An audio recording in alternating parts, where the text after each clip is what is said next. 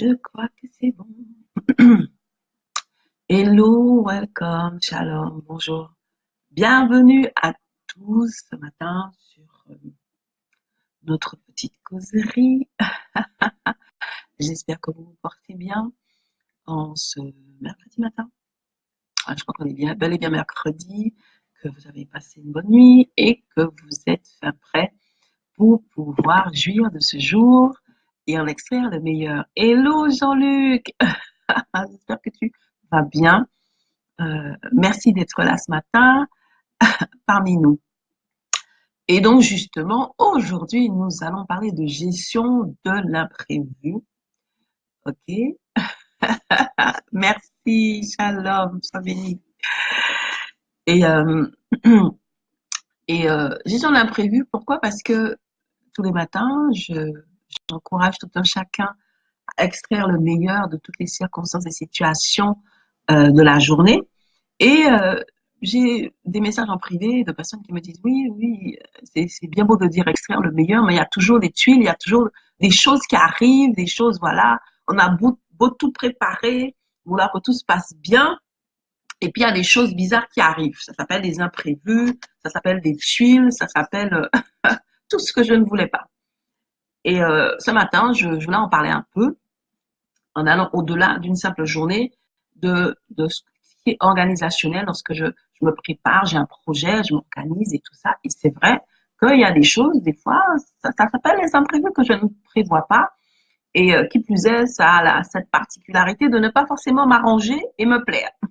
Des choses que je n'ai pas prévues interviennent et surgissent et ça ne me plaît pas. Comment gérer ces imprévus-là? Aussi bien au quotidien que d'une façon un petit peu plus globale face à un projet. Je sais pas, je décide d'acheter une maison, je décide de monter mon entreprise ou quelque chose peut-être de plus personnel, du genre, je décide d'organiser, je sais pas, une réconciliation avec ma femme ou je ne sais trop quoi. Bref, j'ai un projet, j'ai quelque chose en tête et je veux le mettre en place. Et effectivement, ne serait-ce que cette dimension d'imprévu peut bloquer les choses qu'on n'arrive pas à maîtriser et les choses négatives qu'on suppose qui vont arriver.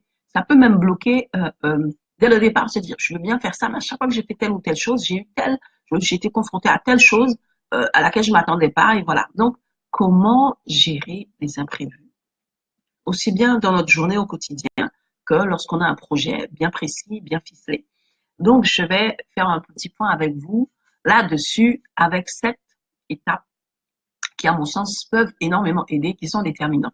Hello Maria, hello Clarisse, bonjour et bienvenue d'être là ce matin. Donc, on va parler de gestion d'imprévus. Comment transformer l'essai? Comment en extraire le meilleur pour moi et pour les autres? Hello Martine, hello Mathieu. Je sais quand Martine est là. Je sais quand Idriss est là parce que les deux là, et Cœur Soleil, voilà, les trois cœurs là. Idriss, Martine et Cœur Soleil. Voilà. Bonjour, bonjour. Merci d'être là, d'amener un peu de peps et la joie, c'est super. Donc, comment transformer l'essai?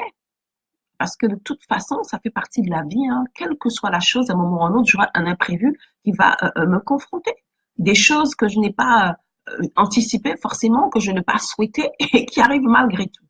Donc, comment faire pour, autant que faire se peut, bien vivre la chose et surtout la surmonter, en extraire le meilleur, transformer l'essai. Alors, en 7 petits points, on va en discuter un petit peu. Bien évidemment, après, chacun peut en faire ce qu'il veut. Mais en tout cas, moi, à chaque fois que j'ai été suffisamment méthodique pour pouvoir appliquer euh, euh, pas à pas ces différents points, j'ai vu la différence grandement. Donc, je partage avec vous ces choses. Alors, le premier point, j'ai un projet. Voilà, j'ai un projet et où je démarre ma journée, quoi qu'il en soit. La première chose, c'est préparer dans le spirituel. Oui, c'est souvent cette étape qu'on oublie. OK? Cette étape qu'on oublie, j'oublie de préparer ma journée dans le spirituel et j'oublie d'organiser mes projets, de les préparer dans le spirituel. Que ce soit pour ma journée de mercredi, que ce soit par rapport à, je ne sais pas quel projet, comme je disais, monter mon entreprise, acheter une maison, ou organiser une réconciliation, je ne sais trop quoi. Dès l'instant que ça a suffisamment d'importance pour moi, et donc ça en a, la première des choses, c'est préparer dans le spirituel. Parce que je dois d'abord comprendre que tout est d'abord spirituel. Tout est spirituel, tout découle du spirituel. OK? Tout part du spirituel, tout est spirituel. Donc, j'évolue en pleine conscience, en pleine connaissance, et j'utilise mon pouvoir. Le pouvoir que j'ai, c'est de tout simplement organiser les choses, les préparer dans le spirituel. OK? Qu'est-ce que ça veut dire? Ça veut dire, je vais prier, je vais proclamer, je vais demander. Mais ça veut dire aussi que je vais attendre des instructions. J'ai des instructions à recevoir du spirituel. Oui, oui, oui, je dois recevoir des instructions. Je dois recevoir des instructions. Le spirituel, c'est pas seulement à sens unique. Une communication, c'est dans les deux sens. C'est pas seulement je prie, je proclame, je demande. J'attends un retour et je reçois ce retour-là. Préparer dans le spirituel aussi, c'est visualiser. Oui, visualiser, visualiser. Je vais me projeter en esprit dans cette chose-là qui est importante à mes yeux. C'est la première étape. Si Dieu t'a donné ton imagination, c'est pas juste pour que tu puisses imaginer des choses négatives. C'est pas juste pour que tu sois torturé en esprit dans ta pensée. C'est pour que tu puisses te projeter. Te projeter. Te projeter, c'est-à-dire prévisualiser ton projet. C'est ça, se projeter. En esprit, voilà, tu organises et tu prépares ton projet pas à pas. Et je peux vous assurer que lorsque vous prenez le temps de vous projeter comme ça, de prévisualiser, vous voyez toutes les étapes et c'est là que vous pouvez noter les différentes choses. Ah tiens, il faudrait qu'il y ait ça, ça, ça. C'est important. C'est important. Et vous organisez les choses dans votre esprit comme vous souhaitez que cela se déroule. Mais c'est déterminant. Vraiment, j'insiste sur ce premier point-là. C'est le plus important.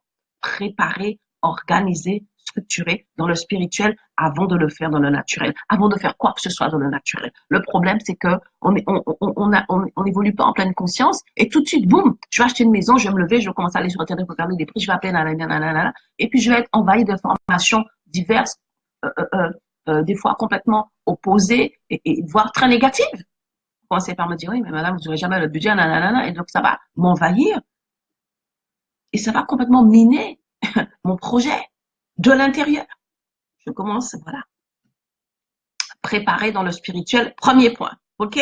Si la personne, si vous êtes là en train de m'écouter, que vous devez partir, à la limite, vous avez entendu le plus important. Préparer dans le spirituel. Prendre le temps de préparer dans le spirituel. C'est dans le spirituel que je vais même entendre le go. Peut-être que je me réconcilie avec ma femme.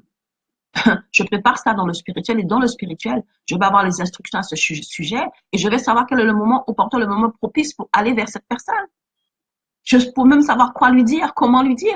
Non, c'est terrible. Le spirituel, on reçoit des informations, vous ne pouvez pas savoir avec quelle précision. Et souvent, on est impatient. On veut les choses tout de suite. On est dans une mentalité fast-food. Donc, on veut l'action tout de suite. Mais lorsqu'on se discipline, il faut d'abord préparer les choses dans le spirituel. À ce moment-là, toute cette dimension d'imprévu, elle est réduite des trois quarts. Ça minimise le risque d'imprévu. Parce que dans le spirituel, j'anticipe tout. OK? Je ne veux pas dire que ça annule totalement, mais ça réduit, mais vraiment au maximum. Parce que j'ai préparé, j'ai organisé, j'ai structuré, j'ai barricadé dans le spirituel. OK? Ça, c'est important. Très important. Deuxièmement, comme j'ai tout organisé dans le spirituel, dans le naturel aussi, j'organise tout. Je fais ma part. Ce n'est pas le moment de procrastiner lorsque tout est organisé dans le spirituel. Je sais que c'est le moment, je sais quoi faire, comment le faire. À ce moment-là, je fais ma part. Je structure et c'est aussi ça a son importance parce que souvent, lorsqu'on est léger sur cette partie-là, quand il y a un problème, on culpabilise. Donc, pour t'éviter de culpabiliser, tu dis, ah, je savais que j'aurais dû. Fais tout ce que tu as à faire. Tu sais ce que tu as à faire. Tu as ta feuille de route. Tu as organisé ta feuille de route et tout ça. Pas de procrastination, pas de paresse. Fais tout ce qui relève de ta part. Tu as préparé dans le spirituel. Tu as prié. Donc, Dieu fait sa part. Fais ta part. Et la dimension d'imprévu, tout ce qui va s'opposer va faire sa part. Chacun doit faire sa part. Donc, fais ta part. Tu as ta feuille de route que tu l'organises et à ce moment-là, tu la respectes. Tu l'ajustes s'il le faut, mais tu fais ta part. OK? Troisième point, tu gardes l'esprit ouvert. Tu travailles à garder l'esprit ouvert. Garder l'esprit ouvert pour s'ajuster par rapport à certaines choses et surtout, garder l'esprit ouvert, c'est savoir qu'il peut y avoir des imprévus. Donc, non pas vouloir les imprévus, mais savoir déjà dans ton mental que ça fait partie du jeu, qu'il peut y avoir des imprévus. Donc, le jour où l'imprévu arrive, tu n'es pas choqué, tu n'es pas déstabilisé parce que dans ton mental, tu as l'esprit ouvert. Tu sais que tu auras de bonnes surprises, ça c'est clair. Il y aura des choses qui vont vraiment te réjouir et il y aura des choses qui seront censées ne pas te réjouir de prime abord. Et donc, tu gardes l'esprit ouvert. Tu gardes l'esprit ouvert. Et c'est ce qui te permet de mieux gérer, entre guillemets, les imprévus, les mauvaises nouvelles, ce qui te semble vraiment contrariant de prime abord. C'est de garder l'esprit ouvert. Ça aussi, on l'oublie trop souvent. On est focalisé sur son truc et on pense que tout doit se passer comme... Non, tu regardes l'esprit ouvert. De la même façon que je vais avoir des choses qui vont me surprendre dans le positif, des choses peuvent me surprendre dans le négatif. Et ces choses-là qui vont me surprendre dans le négatif, ce sera à moi de pouvoir travailler dessus pour transformer l'essai. C'est juste des choses qui vont me challenger. Donc, je garde l'esprit ouvert. OK? Et ces 3 premières étapes-là, préparer dans le spirituel. OK? Faire ma part dans le naturel, m'organiser dans le naturel et ensuite garder l'esprit ouvert. Même si j'ai déjà démarré mon projet, même si j'ai déjà démarré la chose que je voulais sans vraiment avoir laissé place à ces 3 premiers points, il n'est jamais trop tard. Je peux m'arrêter en cours de route et puis ramener les choses dans le spirituel. Vérifier si j'ai vraiment fait ma part et là où je n'ai pas fait les choses, réajuster et travailler sur mon ouverture d'esprit. Il n'est jamais trop tard. Même si le projet est déjà lancé et que c'est un peu compliqué, je m'arrête. J'ai la possibilité, c'est moi qui gère mon temps. Il faut arrêter d'être toujours, comment dirais-je, tout te donne le sentiment que tu dois aller vite pour te mettre dans une pression, que tu prennes des décisions vite. Il faut que tu apprennes à prendre le temps, prendre des temps d'arrêt et ne pas toujours faire, oui, oui, dans une pression, il faut que je réponde vite, il faut que je fasse vite. Non, non, non, non, non. Prends le temps, c'est ta vie et c'est toi qui vas en récolter les fruits. Et prendre le temps, ça ne veut pas forcément dire 6 ans, 1 an, des fois c'est 1 heure, des fois c'est un jour, des fois c'est, voilà. Mais prends le temps. Si c'est important à tes yeux, prends le temps de préparer dans le spirituel. Prends le temps de bien vérifier ta feuille de route, de faire ce que tu as à faire et de travailler sur ta disposition d'esprit. Prends le temps. Si tu l'as pas fait en amont, boum, tu écoutes cette causerie ce matin, eh ben, prends le temps. Ok, je l'ai pas fait, tu te poses et tu commences à travailler dessus.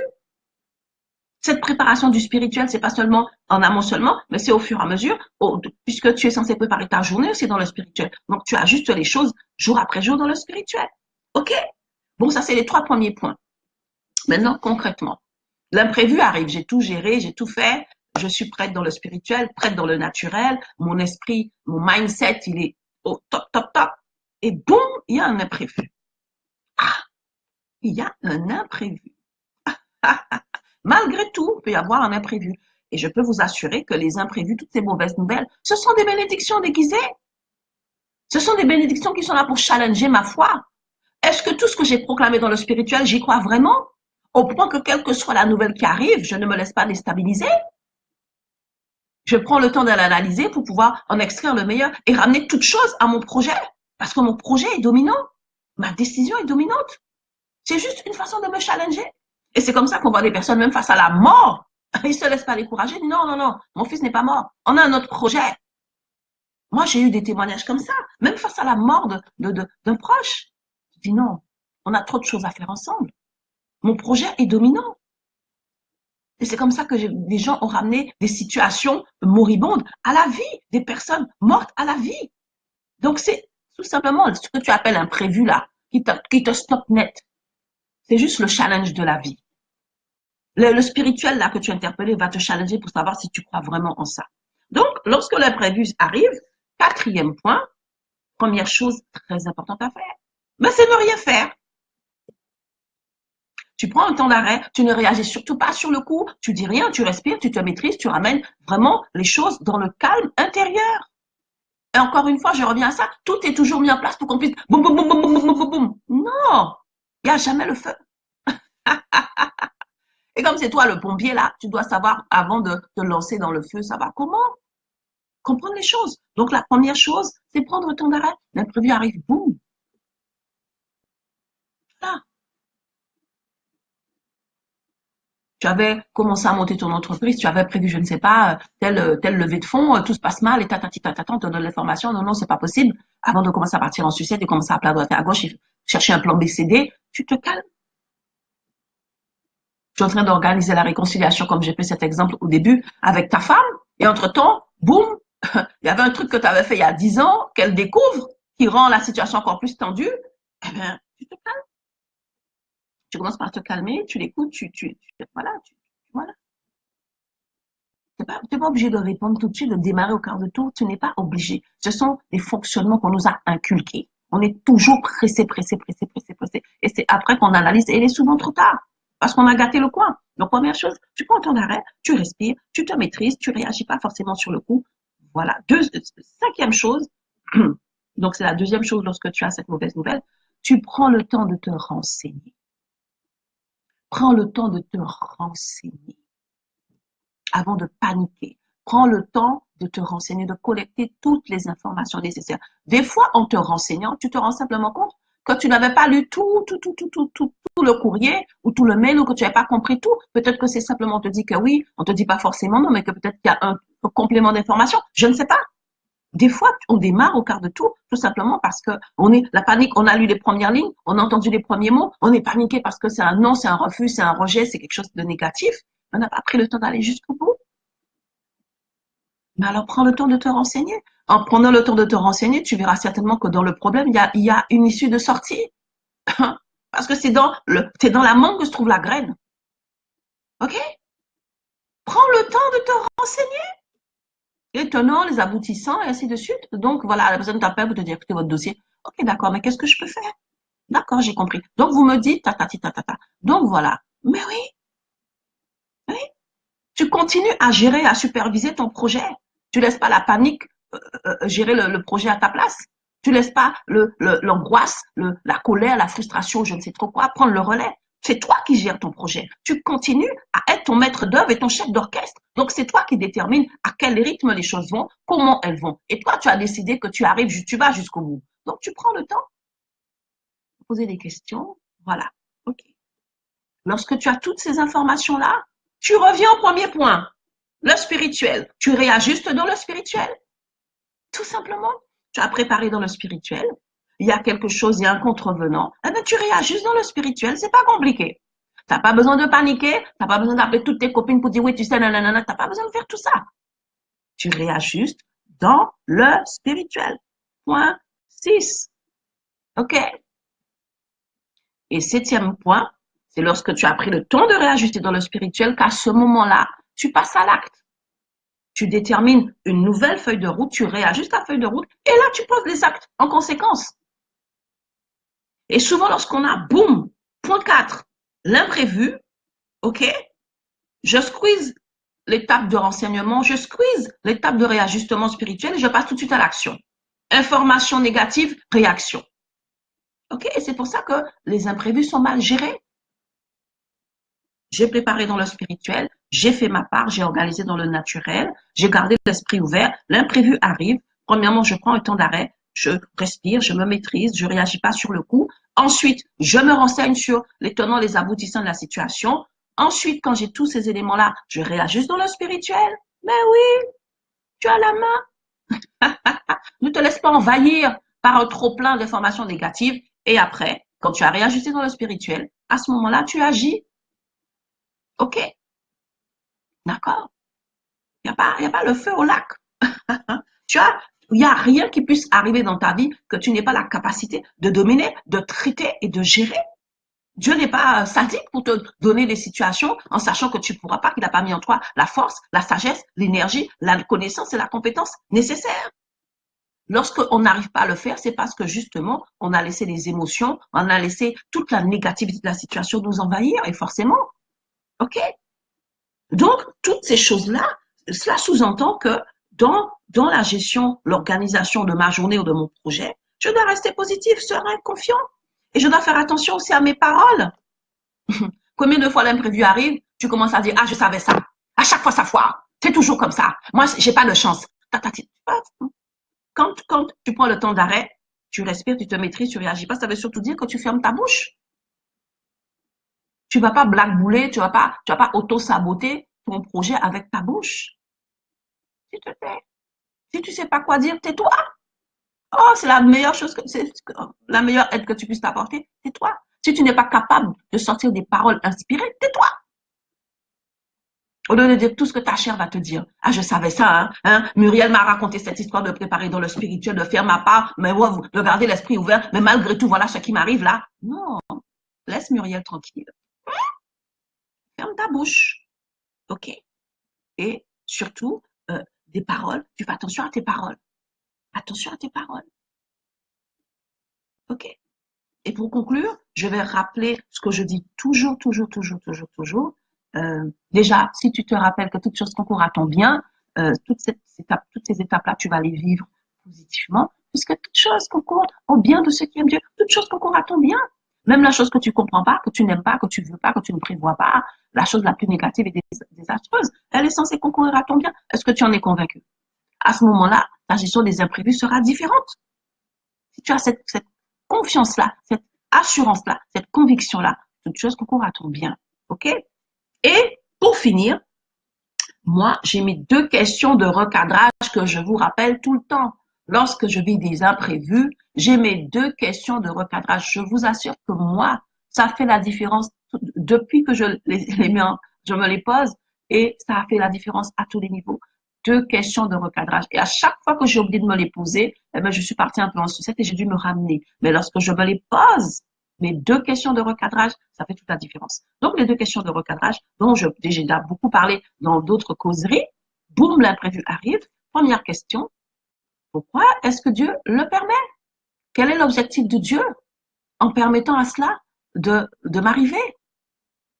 Et si je sais que l'objectif de Dieu, c'est de me faire grandir en maturité, me faire grandir en puissance, eh bien, je comprends que l'objectif de Dieu, c'est tout simplement de me challenger. C'est pas de me détruire, c'est pas de me décevoir, c'est pas de m'enlever le projet qui avait bien commencé. Il n'est pas sadique, hein. J'ai préparé dans le spirituel, je l'ai demandé, la chose commence à se dessiner, et puis comme il est sadique, boum, il amène un imprévu pour l'enlever sous mon nez. C'est pas ça. Donc, tout simplement, pourquoi Dieu le permet? Il y a une raison. Et on peut le lui demander, Seigneur, pourquoi tu le permets? Il va te dire, mais c'est pour travailler ta patience. C'est pour travailler ta détermination. Je ne sais pas. Il y a quelque chose que tu dois travailler. Donc, c'est un challenge.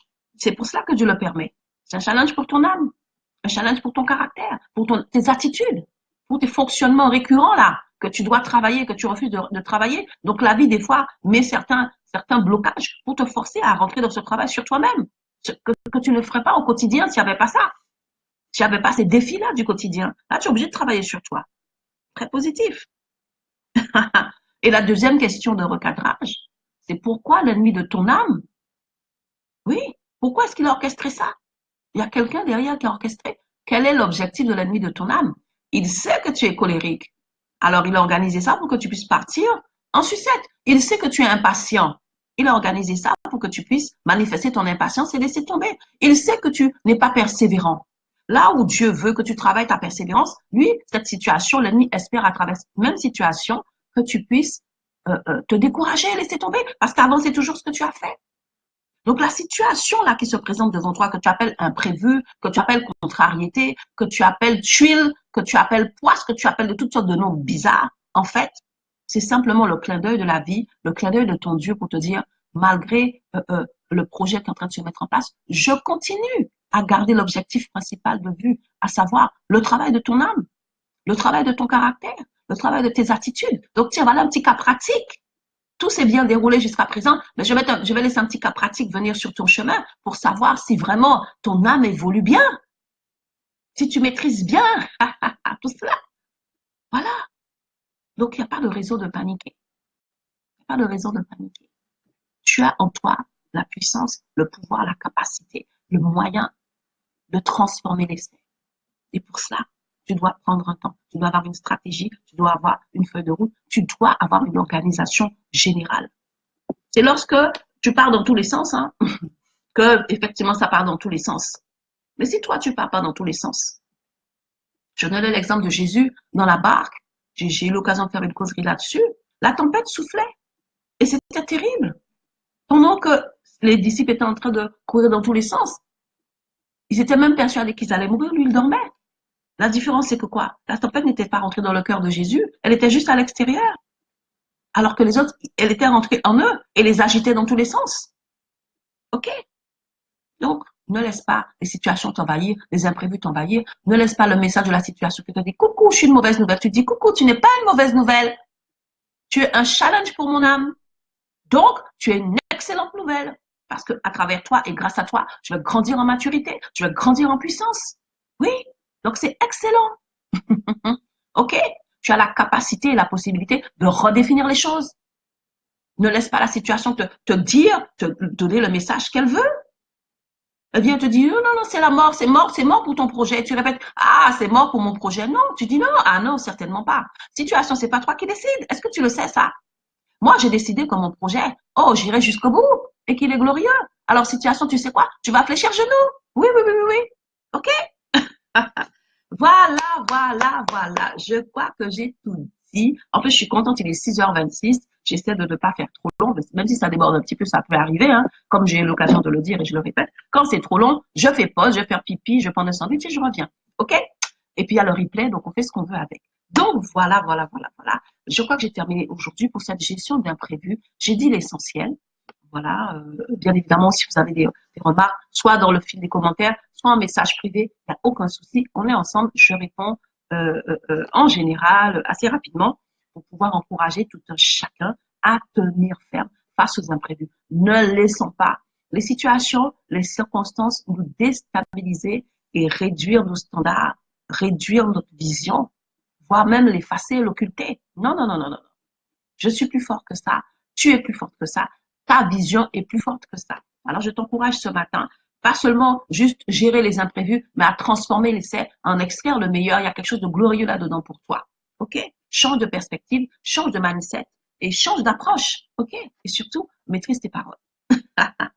Contrôle tes paroles. Voilà. Donc, j'ai oublié les Facebook d'usage. Je vous encourage à liker, à commenter, à partager, n'est-ce pas? Et je vous donne rendez-vous à nouveau demain, même heure, même endroit, pour une nouvelle causerie et la révolution de ma pensée. Je suis vigilant, je suis vigilante. À demain. Shalom.